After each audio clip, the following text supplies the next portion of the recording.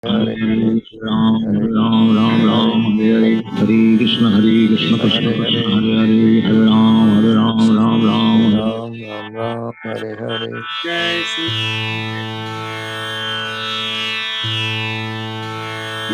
Radha Shivasati Gaura Bhakta Vrinda.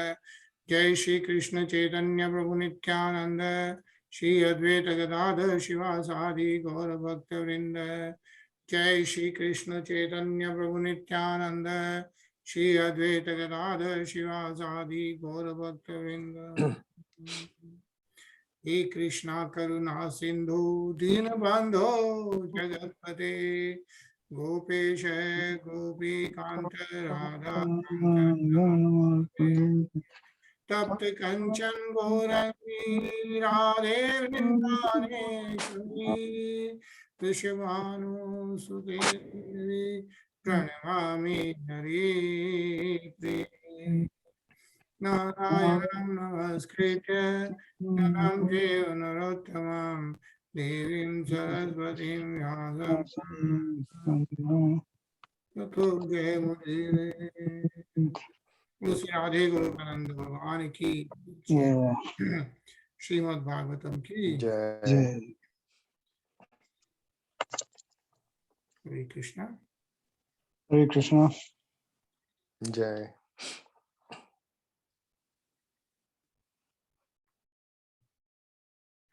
हरे कृष्णा जय। हरे Krishna Sachin. Hare Krishna Virenji. Hare Krishna. क्या चल रहा है? Hare Krishna, Hare Krishna. Krishna आनंद। Cool. So कल हम लोगों ने कैंटो 3 पूरा किया क्या? So as we know, how many cantos are there in Srimad Bhagavatam? 12. 12. 12, yeah. You can see on the screen 12 cantos in Srimad Bhagavatam, and we have completed the first 3, which is great because हम लोगों ने जब first वाला किया creation, you know, उसमें भी we did like Bhishma Stuti and Kunti Stuti and you know Lord Shri Krishna Stuti in Dwarika, and so many things were done in just in the Canto 1. And Canto 2, we talked about the whole cosmic manifestation. Yeah, how everything got created. And then, of course, the status quo in Canto 3, where Mahatma Viduri is asking all these questions to Maitreya Muni, and Maitreya Muni is responding to those questions. And we saw Lord Vara Avatar, we saw Lord Kapil Avatar, yeah, in Canto 3. And as you know, there are total, how many shloks? 18,000. 18,000 shloks, yeah, and 332 chapters in 12 cantos. So slowly and slowly we are moving forward, so which is nice. So now we'll see the Canto 4, and the title of the Canto 4 is The Creation of the Fourth Order. Yeah, the creation of the fourth order. Hare Krishna Jyoti. So yeah, and the first chapter on that one is about genealogical table of the daughters of Manu. So he's talking about the Shambhu Manu, and as we know, Shambhu Manu, even Mother Dehuti was also daughter of Shambhu Manu, yeah, if you remember. So that's the chapter 1 about the daughters of Shambhu Manu. So we'll start chapter 1 of Canto 4. Anilji? जी हाँ मैत्रेय उवाच मनोस्तु शतरूपायां तिस्रः कन्याश्च जज्ञिरे आकूतिर्देवहूतिश्च प्रसूतिरिति विश्रुताः. Sri Maitreya said, Swambhu Manu begot 3 daughters in his wife Satarupa, and their names were Akuti, Devahuti, and Prasuti. Hare Krishna. Hare Krishna, yeah. So as you know, Shambhu Manu is the first Manu, yeah, in Lord Brahma's age. And he got Tistrah Kanyaksha, 3 Kanyas, yeah. And their names are Akuti, Devahuti, Devahuti and Prasuti. and Prasuti. Yeah. So three daughters. Yeah. And then actually this gives a summary of the fourth canto a little bit. So let's read that. Sachin?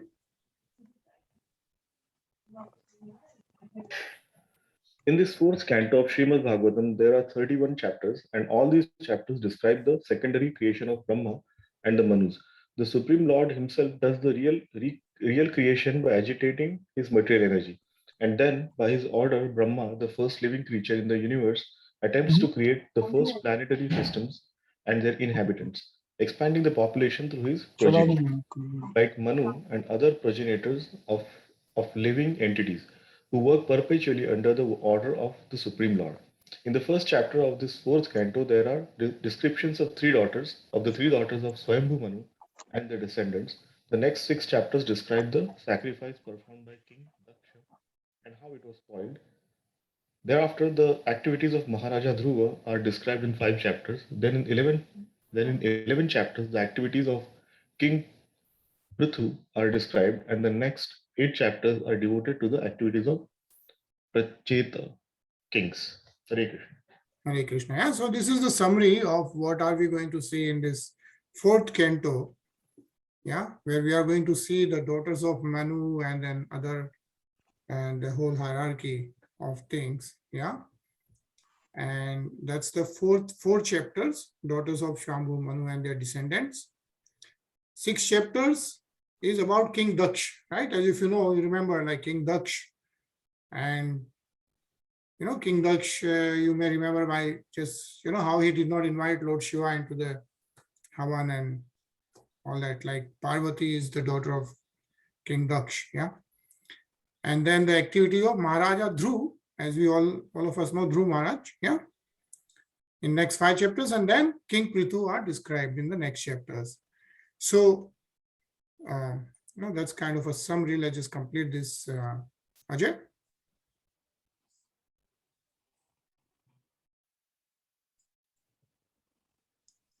So Jyoti.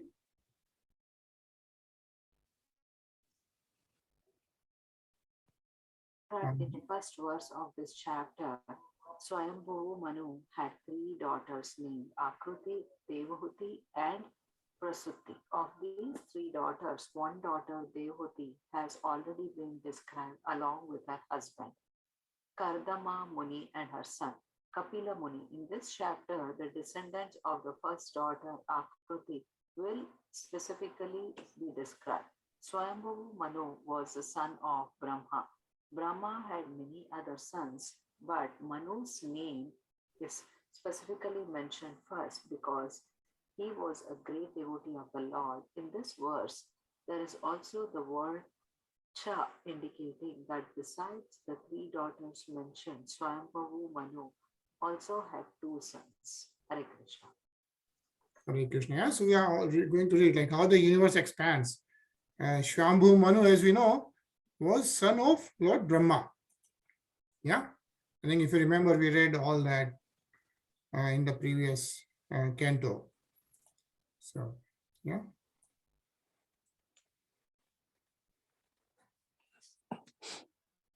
Ajay?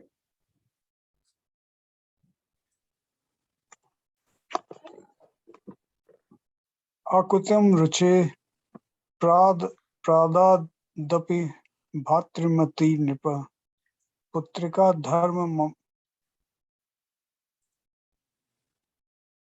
dharmamashakta shatrupanu. Akuti had 2 brothers, but in spite of her brothers, King Shambhu Manu handed her over to Prajapati Ruchi on the condition that the son born of her be returned to Manu and his son. This he did in consultation with his wife Satrupa. Hare Krishna. Hare Krishna. So what it's mentioning is Akuti had 2 brothers, which means Shambhu Manu had 3 daughters and 2 brothers. Yeah. So he already had a brother. I mean, Akuti already had a brother, which means Shambhu Manu already had a son. But still, what is being mentioned is King Shambhu Manu handed her over to Prajapati Ruchi. Yeah, he got Akuti married to Prajapati Ruchi, and on the condition that the son born of her be returned to Manu as his son.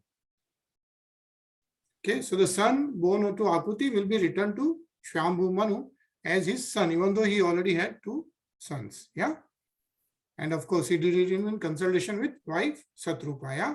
Shatrupa Anumodita hai. So, and so nicely described here actually. Let's read this. Anilji.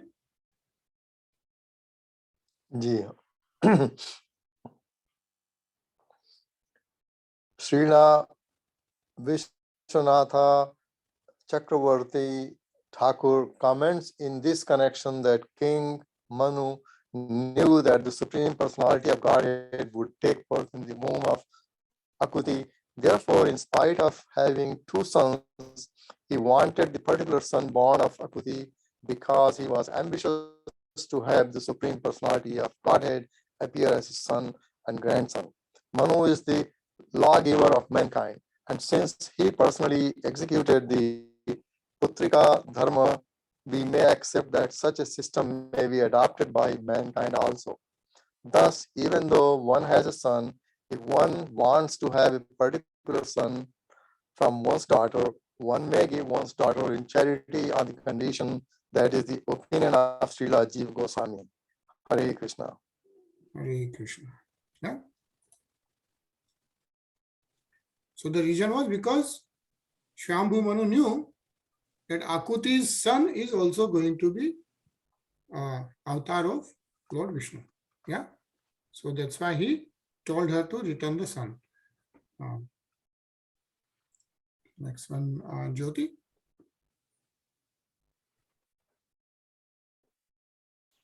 Prajapatihi sa Bhagavan Ruchisya ma jijanat Mithunam Brahma Varchasvi Paramena Samadhina.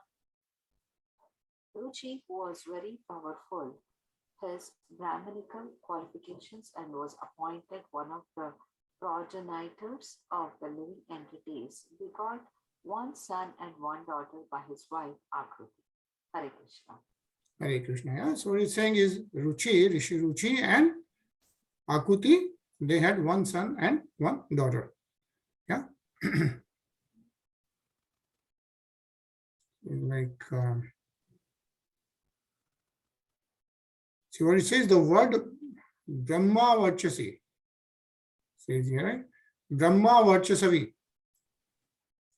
Yeah, so the word Brahma Varchasavi is very significant because Ruchi was a Brahman and he executed the Brahminical duties very rigidly. As stated in Bhagavad Gita, the Brahminical qualifications are control of the senses, control of the mind, cleanliness within and without, development of spiritual and material knowledge, simplicity, truthfulness, faith in the Supreme Personality of Godhead, etc. Yeah. So what is being described are the two qualifications of who is a Brahman, right? Not just because somebody is born in the Brahman family, but because he has these qualities, which are control of the senses, control of the mind, and so on and so forth, and situated in devotional service, is a true Brahman. Yeah. So Ruchi, Prajapati Ruchi, was a true Brahmin, of course, is what is being mentioned.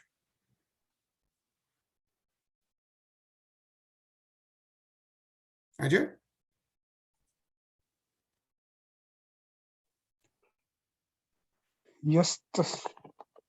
Yastasto Purusha Sakshat Divishnu Marg Jav Swarup Dhrika Ma Stri Sa Dakshana Bhutem Bhutan Dhaini. Of the two children born of Akruti, the male child was directly an incarnation of Supreme Personality of Godhead, and his name was Vajna, which is another name of Lord Vishnu.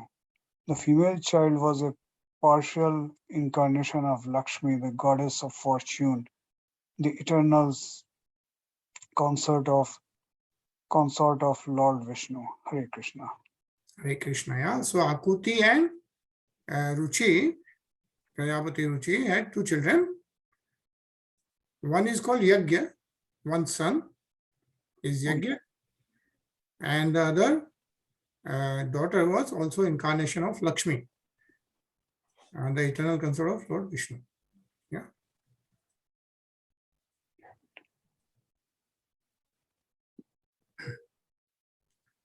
Aninnye swe griham putrya hai putram vidatarochisham Swambhuo mudayukto ruchir jagraha dakshinam. So Swambhu Manu very gladly brought home the beautiful boy named Yagya, and Ruchi, his son-in-law, kept with him the daughter Dakshina. Yeah. So the name of the daughter was Dakshina. Name of the son was Yagya to Akuti and Ruchi. But the Yagya is now brought back by Swambhu Manu. Yeah, he is adopting the son Yagya.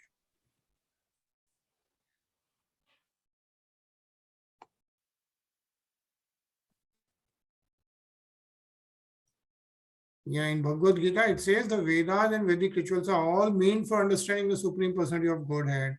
From the very beginning, one should try to act in Krishna consciousness.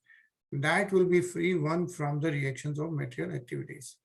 Yeah, so we have been read that again and again. Sachin?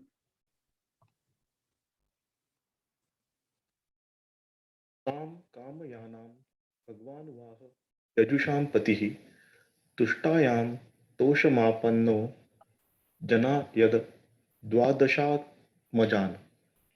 The lord of the ritualistic performance of Yagya later married Dakshina, who was anxious to have the personality of Godhead as her husband. And in this wife, the Lord was also very much pleased to beget 12 children. Hare Krishna. Hare Krishna. Yeah. So then Dakshina and Yagya had 12 children. Yeah.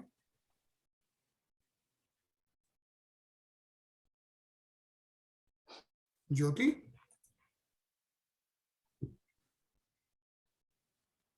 Ushaha pratoshaha santosho bhadraha shantirdaspatihi idmaha kavirbuhu swanaha sudevo rochano dishat.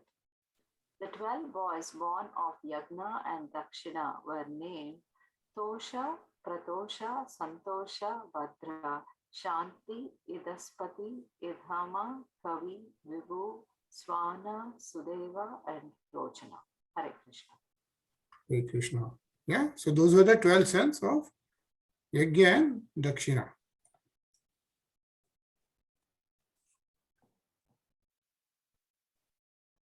Ajay? Tushita Nam Te Deva Asanya Swayambhu Bhuvantare Marichi Mishra Rishayo Yagya Sur Ganeshwara. During the time of Swambhu Manu, 3 sons, these sons all became the demigods, collectively named the Tushitas.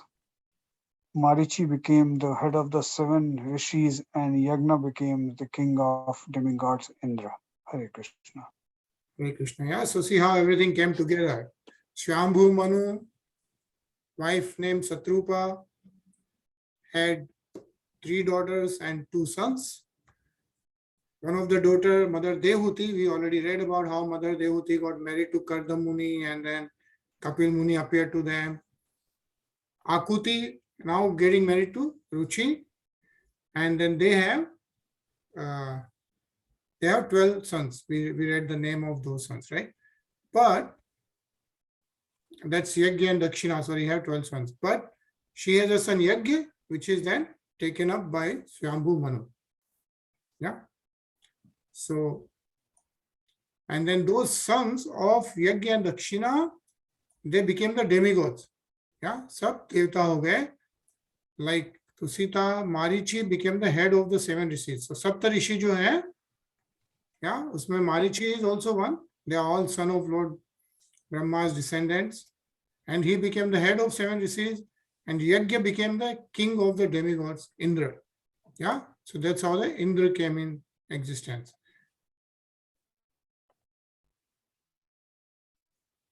Let's read this, Sachin.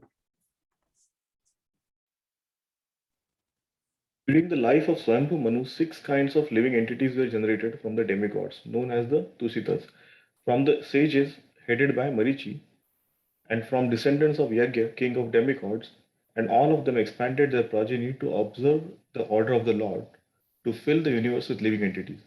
These 6 kinds of living entities are known as Manus, Devas, Manuputras, Amasavataras, and Suresavaras, and Rishis. Yajna, being the incarnation of the Supreme Personality of Godhead, became the leader of the demigods, Indra. Hare Krishna. Hare Krishna, yeah. Anilji?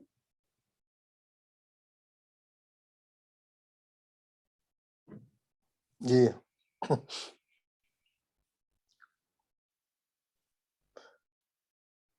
प्रियव्रतोत्तानपादो मनुपुत्र महोजसो तत्पुत्र पौत्रनत्र मृणाम मनुव्रतं तदंतरम Swayambhu Manu's 2 sons, Priyavrata and Uttanapad, became very powerful kings, and their sons and grandsons spread all over the 3 worlds during that period. Hare Krishna. Hare Krishna, yeah. So his 2 sons, Priyavrat and Uttanapad, yeah, they are the powerful kings ruling the whole world, 3 worlds. Sachin?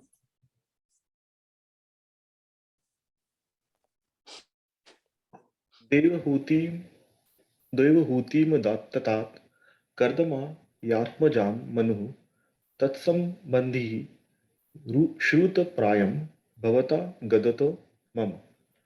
My dear son, Swayambhu Manu handed over his very dear daughter Devahuti to Kardam Muni. I have already spoken to you about them, and you have heard about them almost in full. Hare Krishna. Hare Krishna, yeah. Sruta Prayam Bhavata Gadato Mama.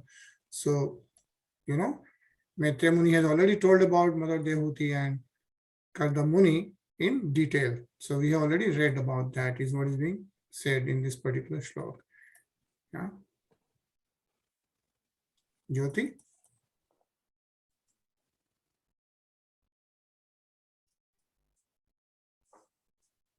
Dakshaya Brahmaputraya Prasuttan Bhagavan Manoho Prayachadyatkrutaha Sargastri Lokya Vitato Mahan.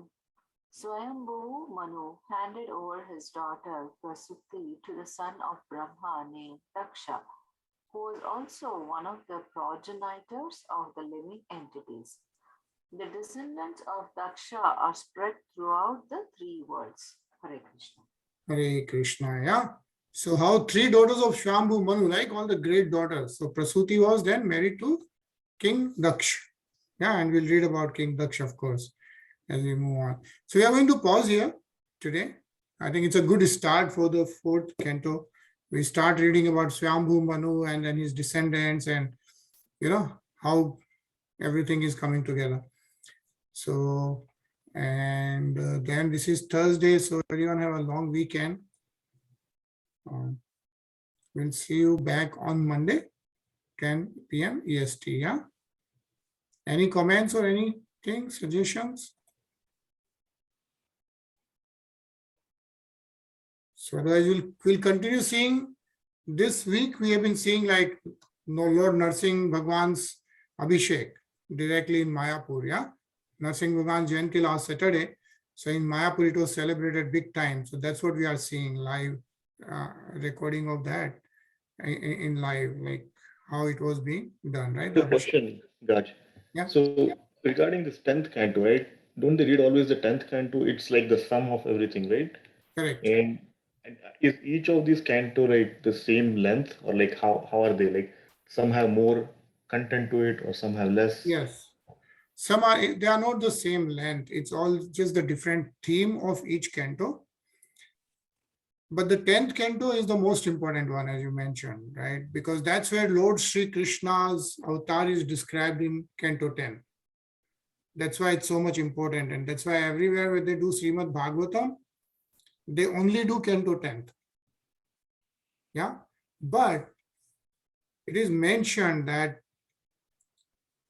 if you should not read the Canto 10 directly, because Canto 10 really requires a lot of devotional and transcendental mental state to really read Canto 10, and that can develop if you have been through Canto 1 to 9. Okay, so that's why we go through this, and then 10th Canto is like Amrit, is what is being mentioned. But of course, we see a lot of Bhagavatam and everything, they just do a part of Canto 10, basically. Yeah.